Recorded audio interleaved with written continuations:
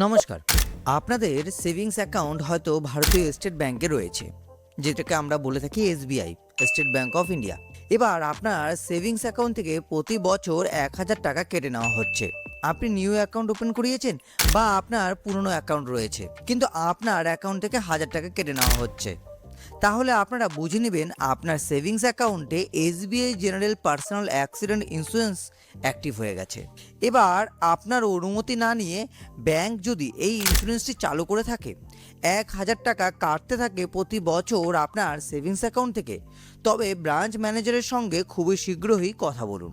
কথা বললে আপনারা টাকা রিটার্নও পেয়ে যেতে পারেন, আবার এই অ্যাকাউন্টটি ক্লোজও করে দিতে পারে, মানে ইন্স্যুরেন্স অ্যাকাউন্টটি। চলুন আজকের ভিডিওতে ডিটেলসে জানি এসবিআই পার্সোনাল অ্যাক্সিডেন্ট ইন্স্যুরেন্সটি আসলে কী কী বেনিফিট আপনারা পেতে পারেন, এই ইন্স্যুরেন্স রাখা উচিত কি নয়, সুবিধা অসুবিধা প্রতিটি বিষয় নিয়ে।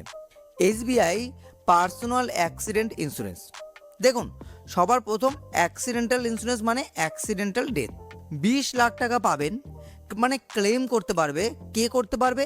নমিনি বা আপনার পরিবার, মানে পলিসি হোল্ডারের। এবার যে এই পলিসিটা নিয়েছে তার নমিনি বা তার পরিবার ক্লেম করতে পারবে। কত টাকা? 20 লক্ষ টাকা। হ্যাঁ, 1,000 টাকা প্রতি বছর আপনাকে দিতে হবে। 20 লাখ টাকার আপনি অ্যাক্সিডেন্টাল কভারেজ পাবেন। কিন্তু অ্যাক্সিডেন্ট হওয়ার পর পলিসি হোল্ডার যদি আহত হন, মনে করুন হাতে পায়ে ব্যথা পেলেও বা ভেঙে গেল, সেই পরিস্থিতিতে আপনারা কিন্তু 1 টাকাও পাবেন না। এই পলিসি শুধুমাত্র অ্যাক্সিডেন্টাল ডেথ হলেই পাবেন। এবার অনেকের মধ্যে প্রশ্ন আসে, আচ্ছা আমার যদি হাত পা ভেঙে যায় বা হাত পা কাটা পড়ে যায়, তখন? সেই ক্ষেত্রেও পাবেন না। শুধুমাত্র অ্যাক্সিডেন্টাল ডেথ হলে তবেই আপনারা 20 লক্ষ টাকা পাবেন। দেখুন, এসবিআইতে অনেকগুলো অ্যাক্সিডেন্টাল ইন্স্যুরেন্স আছে, কিছু না জানিয়ে আবার কিছু জানিয়ে।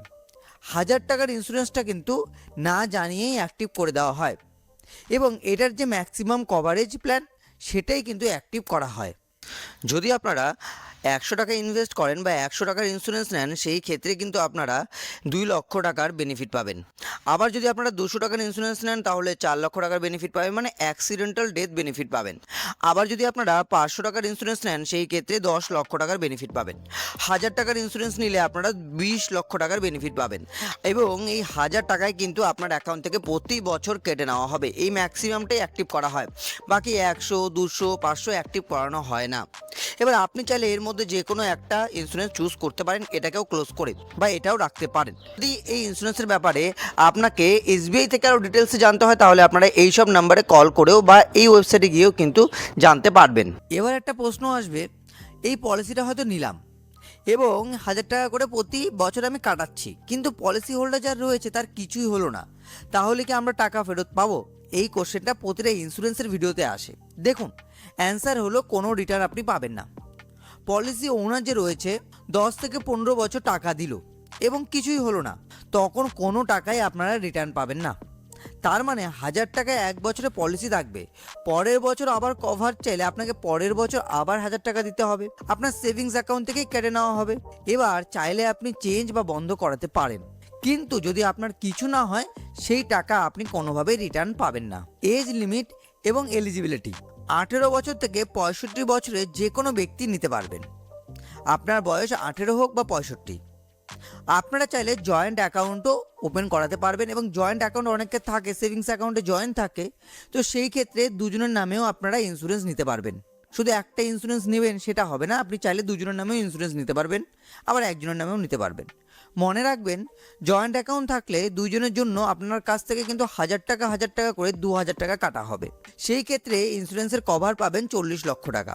হ্যাঁ, সিঙ্গেল নামে দুটো করে কাটা হবে, মানে আপনি রয়েছেন আপনার নামে 1,000 টাকা কাটা হবে, জয়েন্ট অ্যাকাউন্টে আরেকজন যে রয়েছে তার নামেও কিন্তু 1,000 টাকা কাটা হবে। যদি জয়েন্ট অ্যাকাউন্ট কোনো ব্যক্তির ডেথ হয়ে যায়, মনে করুন জয়েন্ট অ্যাকাউন্ট আপনি ওপেন করিয়েছেন, কোনো একজন ব্যক্তির ডেথ হয়ে গেছে, তবে 20 লক্ষ টাকা পাবে। এবার ডেথ বলতে আবারও বলছি অ্যাক্সিডেন্টাল ডেথ, মানে কোনো দুর্ঘটনার জন্য তার মৃত্যু হয়েছে, তাহলেই ওই টাকাটা পাবেন। এবার সেকেন্ড হোল্ডার যে রয়েছে সে পলিসি বন্ধও করতে পারবেন, সেটা পুরোপুরি আপনার হাতে, আবার চাইলে সে কন্টিনিউ করতে পারবে। এছাড়াও এসবিআই বলুন বা অন্যান্য ব্যাংকে কিন্তু আদার্স ইন্স্যুরেন্স রয়েছে, সেখানেও আপনাদের কাছ থেকে না জানিয়ে টাকা কেটে নেওয়া হয়। এবার এখানে একটা প্রশ্ন আসে যে অ্যাক্সিডেন্টাল বেনিফিটের কথা বলছিলাম আমরা, অ্যাক্সিডেন্টাল ডেথ বেনিফিট এটা কি শুধুমাত্র এই ইন্স্যুরেন্সই রয়েছে? না না, প্রধানমন্ত্রী জীবন জ্যোতি বীমা যোজনাতেও রয়েছে, যেটা জোর করে সেল করা হয় প্রতিটি ব্যাংক থেকে, শুধু এসবিআই নয়।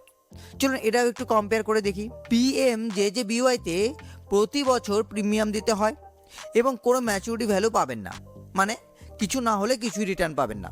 এখানেও প্রতি বছর টাকা দিতে হবে, অ্যাক্সিডেন্টাল ডেথ হলে তবেই আপনি এই টাকা রিটার্ন পাবেন। এখানে প্রিমিয়ামটা কম, কত?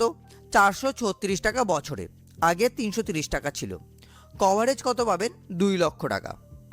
18 থেকে 50 বছরের সব ব্যক্তিরা যারা ইন্ডিয়ান সিটিজেন বা সেভিংস অ্যাকাউন্ট রয়েছে তারা এই অ্যাকাউন্টটি বা এই ইন্স্যুরেন্সটি নিতে পারবেন। মনে রাখবেন, যখন এসবিআইতে নতুন অ্যাকাউন্ট ওপেন করাবেন তখন কিন্তু এই ইন্স্যুরেন্সটাও দেওয়া হয়, বা আদার্স কোনো ব্যাংকে অ্যাকাউন্ট ওপেন করালেও এই ইন্স্যুরেন্সটা আপনাদের কাছ থেকে দেওয়া হবে, বা আপনার অ্যাকাউন্ট থেকে অটোমেটিক কেটে নেওয়া হবে।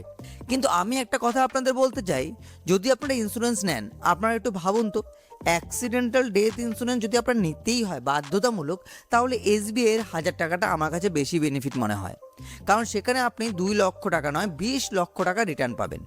কিন্তু যদি আপনি 436 মানে তার 50% 500 টাকা দিয়ে মাত্র 2 লাখ টাকা পেতে পারেন, তার থেকে তো আমার এসবিআইয়ের 1000 টাকার ইন্স্যুরেন্সটি বেটার মনে হয়েছে। আমি ভিডিও শেষে আবার বলছি, যদি আপনারা এই ইন্স্যুরেন্সটি বন্ধ করাতে চান তাহলে আপনারা ব্রাঞ্চ ভিজিট করবেন, ম্যানেজারের সঙ্গে কথা বলুন। দুটো অপশন রয়েছে, 1 নাম্বার, আপনারা ইন্স্যুরেন্স ক্লোজ করাতে পারবেন এবং টাকা রিটার্ন পেয়ে যাবেন। না হলে যদি টাকা রিটার্ন না দেয়, দ্বিতীয় বছর থেকে যাতে টাকা না কাটে তার জন্য আপনাকে একটা অ্যাপ্লিকেশন জমা দিতে হবে। আর বাকি যে কোনো ইন্স্যুরেন্সের ক্ষেত্রেই আপনারা কিন্তু অ্যাপ্লিকেশন জমা দিয়ে সেটাকে ক্লোজ করাতে পারবেন। এবং এছাড়াও এই 436 এবং 12 টাকারটা 28 টাকা বা 32 টাকা যে ইন্স্যুরেন্সগুলো রয়েছে তার ব্যাপারেও আলাদা ভিডিও বানিয়ে রেখেছি, চলুন ওটাও একবার দেখে নিতে ভুলবেন না। তো আজকের ভিডিওটি আশা করব আমরা আপনাদের কাছে পুরো ইনফরমেশনটা তুলে ধরতে পেরেছি, কেননা আপনাদের ব্যাংক থেকে 1000 টাকা কাটা হচ্ছে এবং তাতে আপনারা কী কী বেনিফিট পাবেন। যদি ভালো লাগে ভিডিওটি লাইক করে দেবেন, গুরুজনদের সাথে শেয়ার করে দেবেন, বন্ধুবান্ধবদের সাথেও। ভিডিওটি দেখার জন্য আপনাদের সকলকে অসংখ্য অসংখ্য ধন্যবাদ। যে কোনো প্রশ্ন থাকুক কমেন্টের মাধ্যমে জিজ্ঞাসা করতেও কিন্তু ভুলবেন না।